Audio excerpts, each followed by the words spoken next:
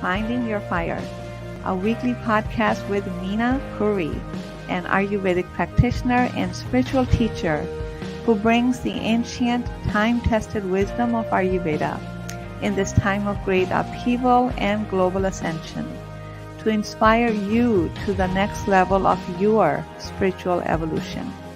She will discuss all topics related to your physical, mental, emotional, and spiritual health.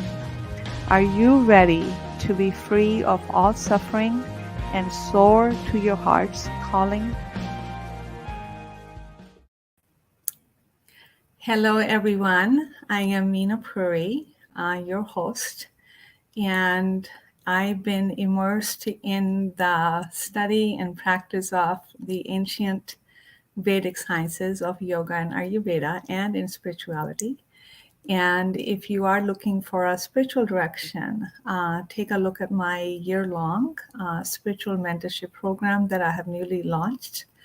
If you are looking to find direction in your life and really heal on all levels, you're welcome to schedule a complimentary consultation with me and discuss further. So today I bring to you a very unique and a very unique guest. Unique in the sense that she is a nurse, but however, what she does is far and beyond her being a nurse. So please welcome Cindy Lynn. Hi, Cindy, Meena. welcome to the show. Thank you so much. It's great to be here. Thank you so much. It's so good to have you here. I know that I know a little bit about you from we are in the mastermind group together. And so you are, a nurse of, you said something, now what? The diagnosis. Yes. So why don't you go ahead and tell us about what is it that you do? And I know it's something new that you have, a new service that you have started to provide. It is. It's a new service, and thank you for giving me this opportunity. A new service that has sprung out of work that I've been doing for years and just more people looking for this work. So I've actually formalized it into a program. And I think one of the reasons that you and I seem to hit it off from the first time that we had contact is you talk about healing on all levels and healing kind of all parts of your life. And that's very much what I'm about as well. I take it from the point of people getting a diagnosis or living with the chronic diagnosis, and then working with them to either acutely manage, navigate that process, or on a longer term level, manage life with the diagnosis and heal all the parts of your life around that experience. Yeah, it's such an important thing that you are doing because many times when the patients are given a diagnosis, they kind of succumb or resolve, saying, this is the life. Here's the, for example, here's the path of cancer that now this is the process. These are the steps that I'm going to walk through. And, these already pre-designed pathways for patients and their diagnosis, they are so ingrained in us that we dare not think that there's actually something above and beyond them. Right? So we get stuck inside that pathway. And what you are doing is telling people, is showing them everything that's outside of that mindset. Absolutely. That Yeah. sort of predetermined protocol that patients often get kind of plugged into from the time of a diagnosis. Right. Right. And that allows for medical efficiency. But unless a patient knows to advocate for themselves or knows that there are other things they can do alongside of those protocols or instead of those protocols or intermixed with, people don't know how to ask those questions often. Yeah, it is very, very true. I have often guided my patients to Sometimes I give them a list of questions. Mm-hmm. Or sometimes they'll come to me. The doctor is saying surgery. Can you help me decide the pros and cons? Mm-hmm. And sometimes you do have to do the surgery because the condition has become chronic and long staying in the body. But there are many times when that's not the only option. And also, if that is the option, then I guide them, at least let's go ahead and get your body really strong so you heal quickly. Yes, and I Right. think that's Yeah. such a big part of it, because it's not it's certainly, and I'm sure you work in the same way. We don't tell a patient what to do. Mm-mm. We help open their eyes to other options, Mm-hmm. ask better questions, Yeah. and then when they've made a decision, we're in a unique position to help them get ready beforehand and heal afterwards. Yeah. And that full expression of support, I think that makes what we do so effective. Exactly. And, we're coming from the mindset. Perhaps it was true at one point when I feel real medicine was practiced, which said doctor knows best, because the doctor wasn't limiting his or her time to 15 minutes. Mm-hmm. There was no agenda, and there was no, what do I call it, partnership with those who may compromise the care. Mm-hmm. And so the focus was the patient. The doctors took time. I remember my dad being a doctor. It wasn't a 15-minute deal. No. It was longer than that. And so maybe at that time, we listened to the doctor because actually the doctor knew what was going on with us. The doctors and the patient views were the same. They were on the same page, so there was no threat or no fear. Mm-hmm. So I think we have to get into a mindset that when it comes to the area of health and medicine, there's so much technological advances that modern medicine has made. There's so much that science does know, but it still does not know you. And that's the big difference. I think when you talk about a physician, excuse me, probably in your father's type of practice, he not only knew the patient, but knew the patient's family. And in that process, he knew what I like to call the patient's philosophy of care, Mm-hmm. their feelings on treatments, their feelings on quality of life. Mm-hmm. And then, like you said, they're very often on the same page with that same philosophy of care. With the time pressures and the reimbursement driven practice of medicine that Mm-hmm. we have right now, I like it's that. Reimbursement driven. it is really the Yeah, insurance companies mm-hmm. are deciding treatment. Exactly. Statistics are deciding protocol. Mm-hmm. So when I see clients come with recommendations from their physician, I know that the recommendations are based on statistically what patients need or statistically what patients will do. So, for example, it's very difficult for patients to make dietary changes. Mm-hmm. So most often that recommendation is completely bypassed by physicians I know it because is. there's so little compliance. It's a sad thing Mhm. because, and this is what happens. We stay stuck in the same old groove. We forget that the land of possibilities out of that way of thinking.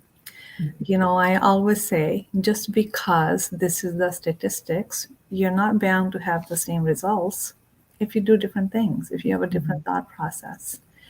And the philosophy of care and their personal philosophy is so important because it absolutely cannot be one size fits all.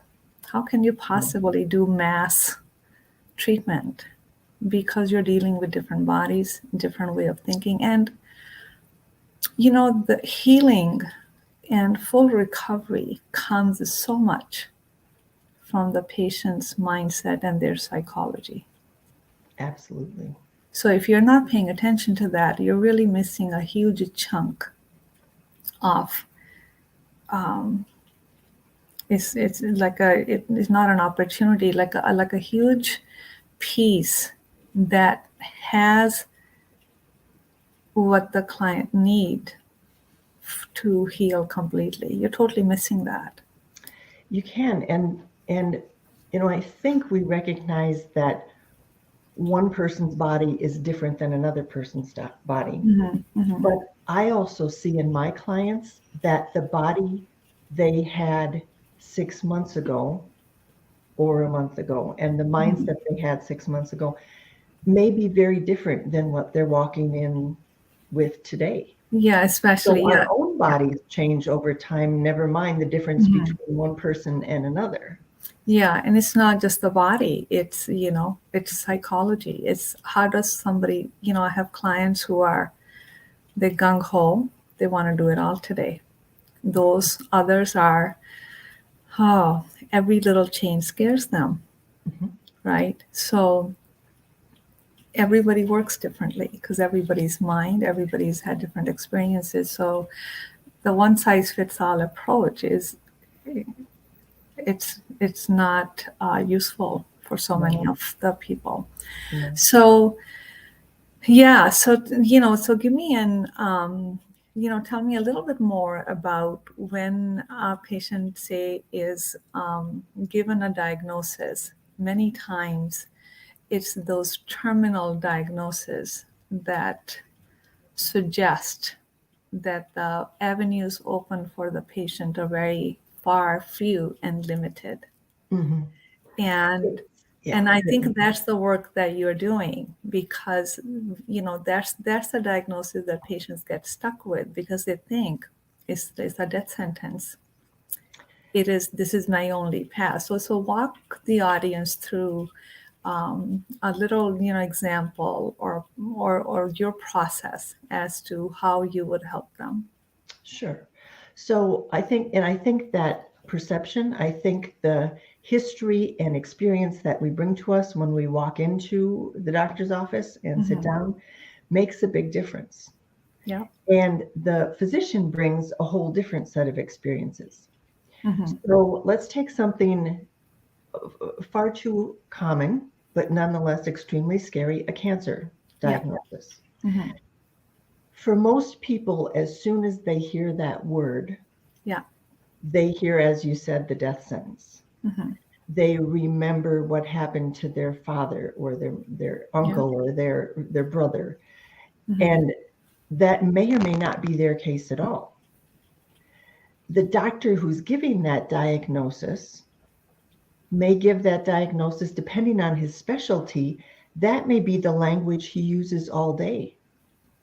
So what very comfortably rolls off his tongue may be very specific description of what type of cancer you have, but the patient hears cancer. And that's it, thinks death. Now, there's information that comes after that, because the doctor who's giving the news may have already plans for 3 different treatments, and the treatments may be 90% effective.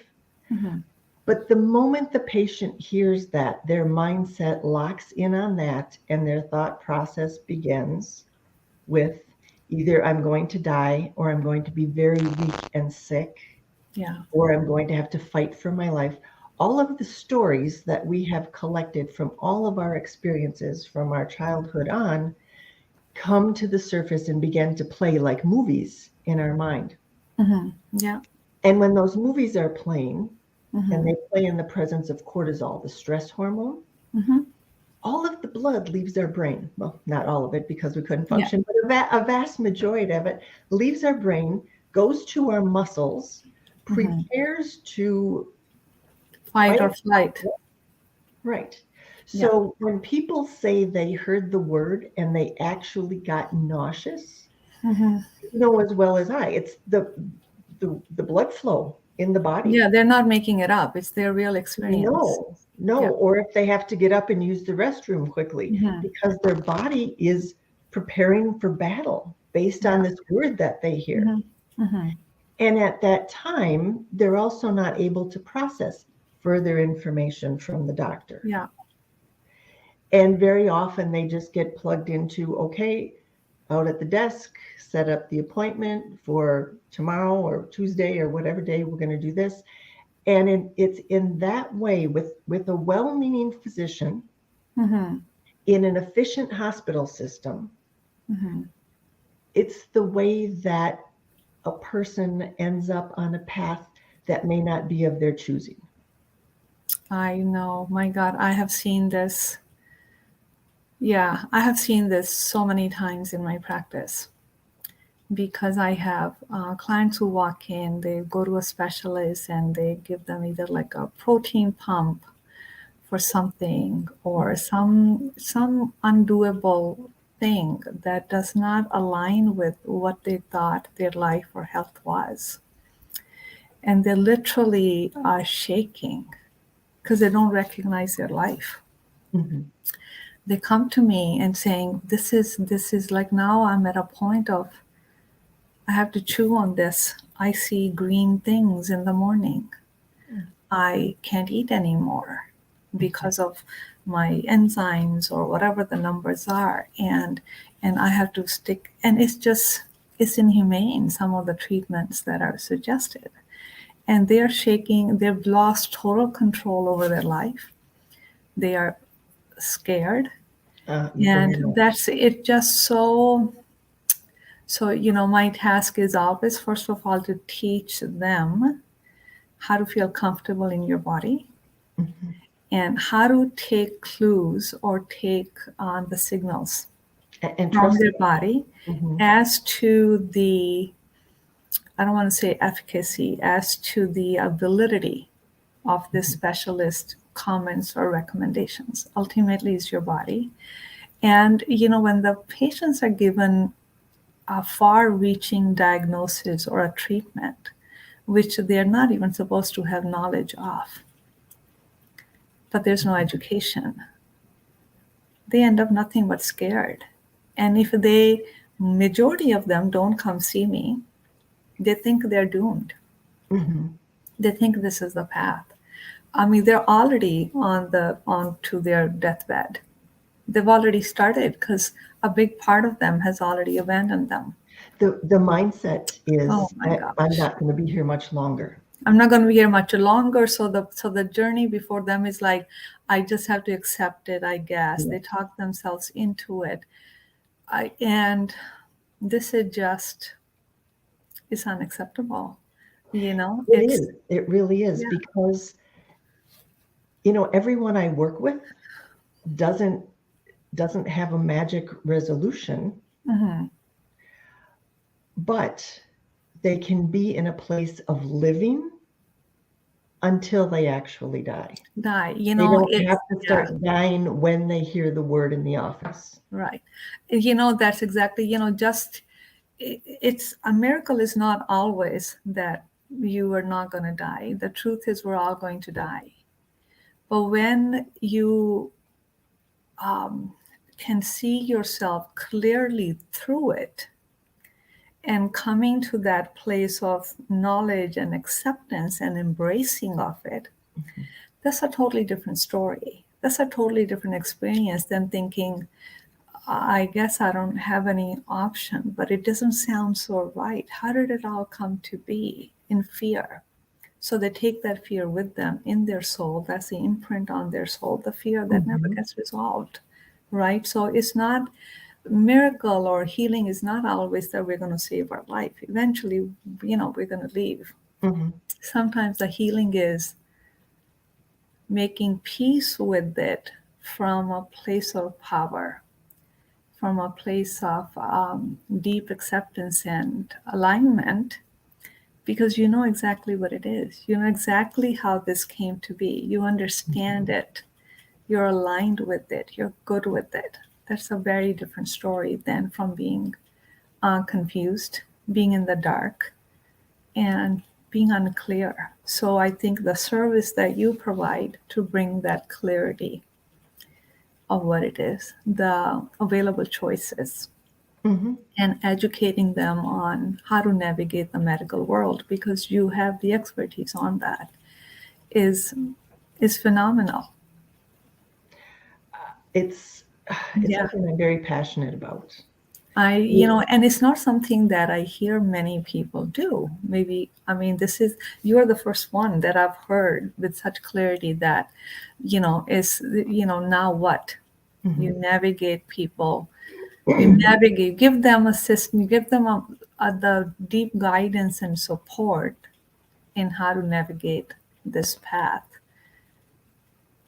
There are roles that have a little piece of this that actually work within hospital systems, care Mhm. coordinators and so on. Yes, there are. But they again only have access to the tools in the toolbox that is their facility. Yes. Yeah. So they still work for the hospital. I have the advantage that I can work fully and wholeheartedly with the patient and for the patient. With all the skills. And I remember those care coordinators at the hospital are working for the doctors who gave them the diagnosis. Yes. It's a whole team, right? So it's Mhm. not objective. No. And Yeah. when we pick our care team, but actually before you say this, I want to share a funny story with you. It's not, I mean, it's funny because it's over with Yeah. and it got cleared up, but Yeah. I had a client come and she was put on numerous different medications for hypertension or high blood pressure. Mm-hmm. And she would go and I knew her personality. Mm-hmm. You know, we talked about relaxation techniques before going into the doctor because she would get so upset Mm-hmm. and so intimidated in the doctor's office. Her blood pressure would be sky high. Absolutely. It wouldn't come down in the 5 minutes that they left her sitting alone in the room and then somebody else came in and took it again. So she'd go home with the prescription. And she went through 3 cycles of this. And finally we arrived at to agree to go into Walgreens and use one of those where you stick your arm in and you just have it. And she would go and then she'd write it down, the date and the time. And that was always fine because there was nothing scary going on at Walgreens. She'd do a little shopping, she'd take her blood pressure. And so she went to the doctor with this information, her piece of paper, we had it all written out and everything. And instead of coming home happy that the solution had been resolved and that she did not, in fact, need any medication, she was told she had white coat syndrome. I cannot believe that you are and she was saying like, that. I have this syndrome. I'm like, no, you don't have anything. So white coat syndrome means you don't have it. We use this term. It's funny that you talk about hypertension. It's one of in my practice, I see, it's one of the most overdiagnosed and over-medicated disorder or a health issue. Mm-hmm. And white coat syndrome is not something that is a disorder or it needs to be treated. It just really means that you get afraid when you see a white coat, when you see a doctor. So we don't read the numbers from when you take them at the doctor's office. You need to read, I tell them 3 times, 3 days in a row, same time at home, and the numbers are fine. And in fact, many times people who are over medicated for this hypertension, they go into hypotension. They become dizzy, lethargic, dizzy. And I respect the medical world. I don't mess with the medications and things like that. Rarely. But there was 1 or 2 times where I'm like, is the medication is causing this? And because the person didn't need it. The person did not need the medication. And it just, again, so we're living in a world where the medical world is, far too eager and far too quick to land you that prescription. So it's so important. What should have been the victory of, oh, good, my blood pressure's fine and I don't need medication. She came up with another disorder. There was another thing hanging over her. I'm like, no. I can't believe that story. That actually, I mean, we do it laughingly, that white coat syndrome. I know, and this patient thought this was actually a real disorder. That's what they told her, and that's what she heard. Well, take off the white coat and the syndrome will go away. Or just do it at Walgreens or the home units or the home. But Oh rather my than, gosh. I would think the third time and the third different medication. And I look what happens, what was going on in this woman's life, and she was Mhm. older. And a bout of hypotension or low blood pressure could have easily caused a fall, which could have precipitated a major change in her quality of life. Absolutely, absolutely. And some of, again, there's another myth or misunderstanding or incomplete information that high blood pressure is the culprit for heart disease. Well, I beg to differ. It may Mhm. be an A factor, but again, in the medical world, everything is looked at quantitatively when the qualitative factors have the most impact, Mhm. right? It's not about the numbers, Well, and right? there's a difference between association and causation. And I Yeah. think that those things have gotten very muddy Hmm. with the highly funded research that's done now. Yeah. Your work is so needed. Your work is needed to educate people because it's with the education only that we can take our health in our own hands where it belongs, where it always Mhm. belonged. Somewhere along the line, we let go of the reins of that. I don't know why. So remember your body, your choice. Nobody knows your body, not even the doctor, than you do. So many times, like I would take all the information and I put the pen and paper down. So I'm like, so what do you think is behind this Yep. mysterious syndrome? So what do Mhm. you think is going on? And I got to tell you, almost all the time, they know, but they don't know they know. They don't know what comes out of their Mhm. mouth. And I'm listening. It's a deep listening. It's like, you already said that. You already said that. So they know. And this is how we empower people to tell them they already know. Mhm. So they begin to, then the work is for them to tune into what they know, connect with it, and develop a relationship with their inner being, with their inner voice. That's how they become, the captain of their ship, so to speak. Yeah. And, the word, there's a meaning behind the word doctor, which don't quote me, I don't know where it comes from, maybe Latin, that it is to educate. Mm. When you educate people on themselves, kind of really listening, reflecting back to them, that awareness is medicine, Mhm. right? So they don't keep coming back to you. So you're not collecting patients. Absolutely. That's why my program is one intensive day with And you a educate them. follow-up, and they can move through. And I have people ask me, because I mean, you have an amazing storehouse of knowledge and Hmm. of medicine.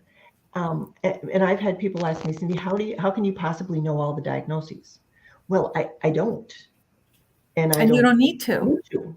And it's No. almost irrelevant. I mean, we fine Yeah. tune our questions for Hmm. diagnoses. It's almost as fascinating for me if someone would come to me of something I knew little about, because I would be Hmm. learning and exploring with them. Hmm. But the importance in asking better questions and Yeah. knowing your personal philosophy of care and doing it on your timeline, Hmm. and knowing to question again, is this all of my treatment options, or is this just the insurance covered treatment options? I mean, that question is valid regardless of the diagnosis.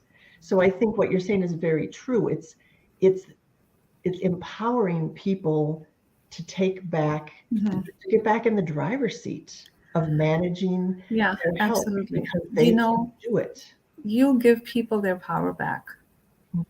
That's my And that's my when we big lose our power, I'm sorry, it's the biggest cause of disease. Mhm. Feel powerless, feel purposeless. Yes. It wreaks havoc on your soul, and you don't even know it. It's not, the answers are not in the pill, people. Okay? You may have to take the pill to think straight, but the Mhm. answers are not in the pill. It's a No. band-aid. You know that. Well, So and that's this it. is what we need, more and more people like you. It's funny because I always say, the world of medicine has done wonderful things. They have. And there are um, so many possible treatments out there, and so There many are. things in emergencies if you have a true emergency. But whenever someone's put on a medication, I have them ask, what is the exit plan? And Maybe you know what? acutely you need this Yeah. education until these things can be put in place, or until this occurs, or until, so whether it's pain medication, Yeah. blood pressure medication, whatever it Mhm. is, okay, ask what the exit plan is. And if You the plan know, is stay on this for the rest of your life, right. we're going to You ask some more know, questions. my gosh, that's never even discussed. No, very often it's not. It's The just routinely unsaid, or thrown. yeah, the unsaid rule is this is it for now. This is it. Mhm. You take the medication for the rest of your life. Right. It really does something to our psyche It when makes we us a get sick become person. dependent upon this medication and we don't know why. How is that possible? Why am I taking this? It really, I've seen it time over again. It really disempowers people.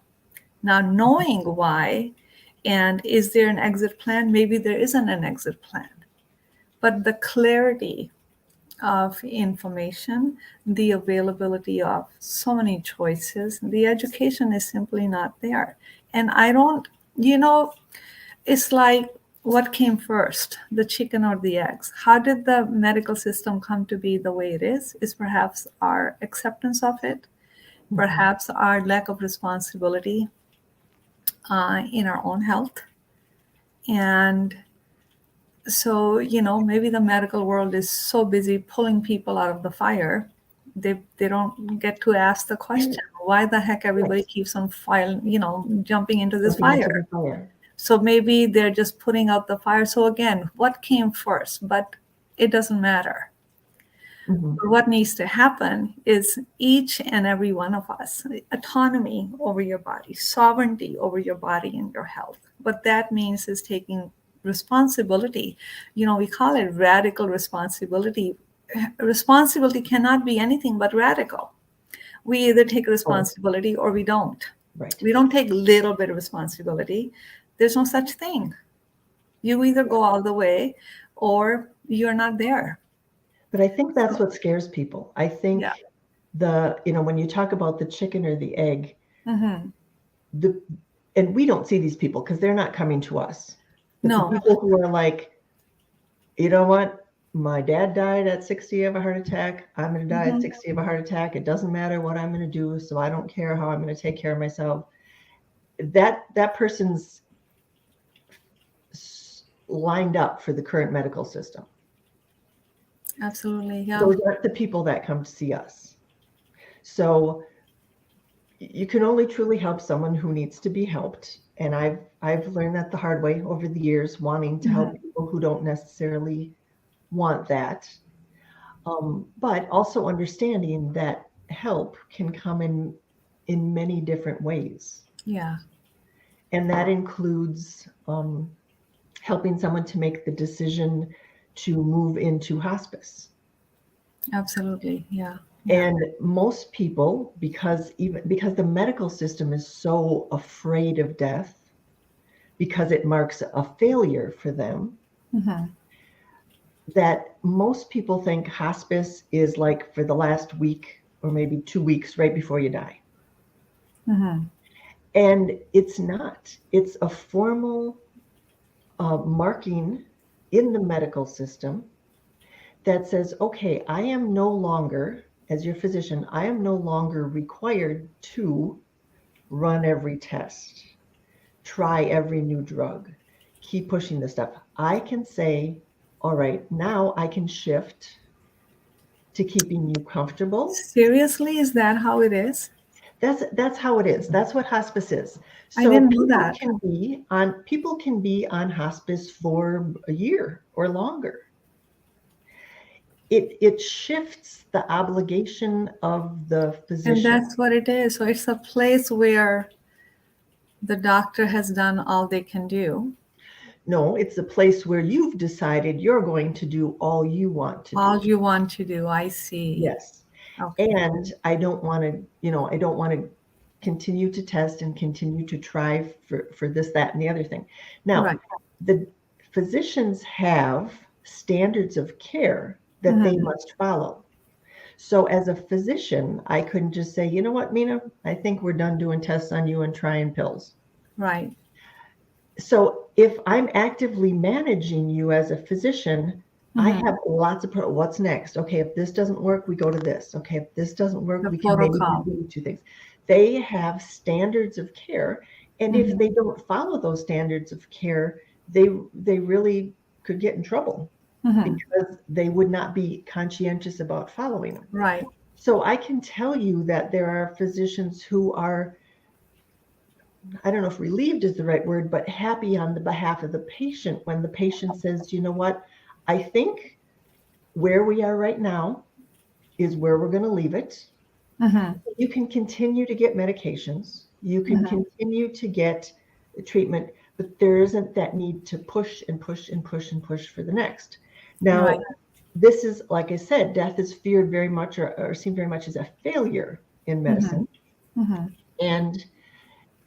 And there's been some efforts to look at quality of life, but it's not quality of life like you or I would think about it. Right. Um, so if people want, they really have to do their investigation and saying, oh, I can actually go into hospice now. Hospice also signifies a different level and different types of reimbursement here in the States. Yeah. I don't know Mm-hmm. for Canada It's just how different. Yeah. that Mm-hmm. falls. But it's also very difficult for families. And in fact, I recently had a case where, and it wasn't my client, but Mm-hmm. an associate, where the certain members of the family, as the mother needed and was appropriately moved into hospice, Mm-hmm. certain members of the family considered that assisted suicide, and they wanted nothing to do with it Oh because my we weren't going goodness. to use every measure. And this woman was very ill, and she had Mm-hmm. dementia, and she had had a fall. And fortunately, the members of the family in charge had made a very suitable decision. I mean, this person Mm-hmm. wasn't unable to eat, unable to move around, not talking, not responsive. Mm-hmm. It would have been awful to take her to the hospital, start to put her through tests and all of these kinds of things. My goodness. But there are people who view not doing everything you can as the other end of the spectrum. Mm-hmm. It's not only that you're just going to let mom pass, you're going to Pass. Yeah. speed it along. Mm-hmm. And that's not the case at all. So again, this goes back to this personal philosophy of care Mm-hmm. that you are maybe willing to do this treatment or to try that treatment, but it's very important to you to still maintain some sense of your quality of life. And Mm-hmm. you may choose to say, you know what, I'm done with treatments now. We're gonna be comfortable. Wow. Yeah, this is It takes a lot of education it with takes a lot of families and education, and understand as that. people are not in the know, they don't Mhm. know. Again, we're living our like kind of a medical life or our disease life through the stories that we hear Mhm. and from what has happened to our near and dear ones. And we throw in the towel way too quickly, believing there's no other alternative, Mhm. or and throw in the towel like in the blind, in the dark, instead of really knowing what it is that we're doing. So you mentioned that you offer a 1 day, like where they sit with you for one day and you walk them through the process. And I know in your other story that you shared in our group, that you offer support, even after that one day they can contact you. Yes. So can you tell our listeners how can they get a hold of you? Sure. So cindylynn.com is probably the best way. And you can book a call, a completely free call. There's spots on my website. You can just sign up. The appointment will appear automatically on my calendar. And we can spend a little time getting to know each other, and Right. you can decide if I'm the right person to guide you on this path. Wonderful. And if not, fabulous, and I wish you all the best. And so it's I would still love to leave everyone with some good questions, some helpful tips, just something to get them started. Exactly. So if you are listening and you are dealing with medical diagnosis that you don't quite know how to navigate or what your options are, that's the time that you want to think about Cindy Lynn. Her website, cindylynn.com. Please schedule your discovery call, if you will, with her for half an hour. So she can, she can get to know you and then see if her services is what will help you to navigate your diagnosis with a little bit more light and clarity. So Cindy, thank you so much for joining. Thank you so much for having me. I always enjoy our conversations. Yes, me too. And thank you for doing what you do. And thank you so much, everyone, for listening. And we will see you next week.